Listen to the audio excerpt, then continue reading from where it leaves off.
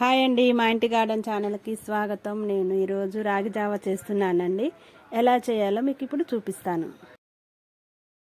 ఇప్పుడు మనం stove on చేసుకొని స్టవ్ మీద ఉన్న గిన్నెలో ఒక లోట నీళ్ళు పోసుకోవాలండి.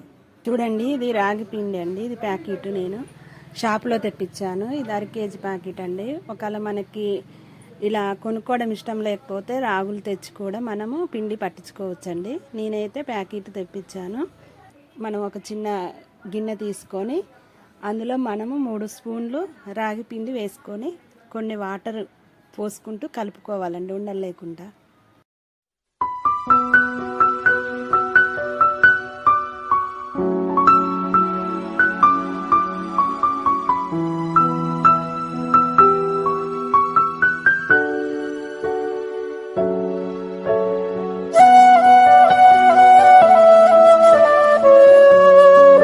ఆ వాటర్ బాగా హీట్ అయ్యాక మనం కలిపి ఉంచుకున్న రాగి పిండిని అందులో వేసి స్పూన్తో మంచిగా కలపాలండి.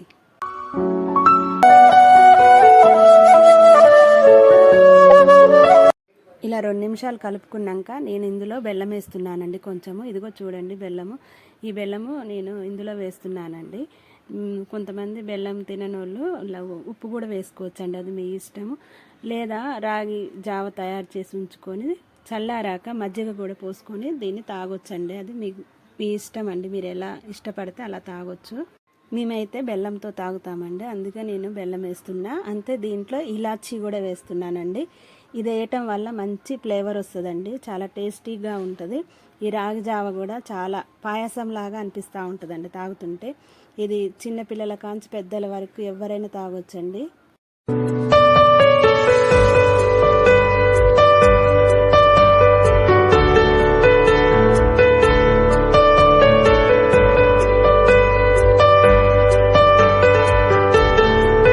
రోజు మనం ఈ జావ చేసుకొని తాగటం వలన అధిక బరువు ఉన్న వాళ్ళు తగ్గుతారండి. అంతేకాదండి, దీంట్లో ఐరన్ ఎక్కువ ఉంటుంది, మన ఎముకలకు కూడా మంచి బలాన్ని ఇస్తుందండి.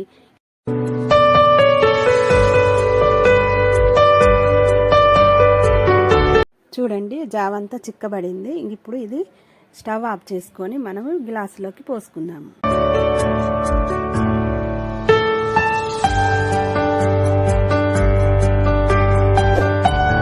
ఈ వీడియో మీకు నచ్చితే లైక్ చేయండి, షేర్ చేయండి, సబ్స్క్రైబ్ మాత్రం తప్పకుండా చేయండి.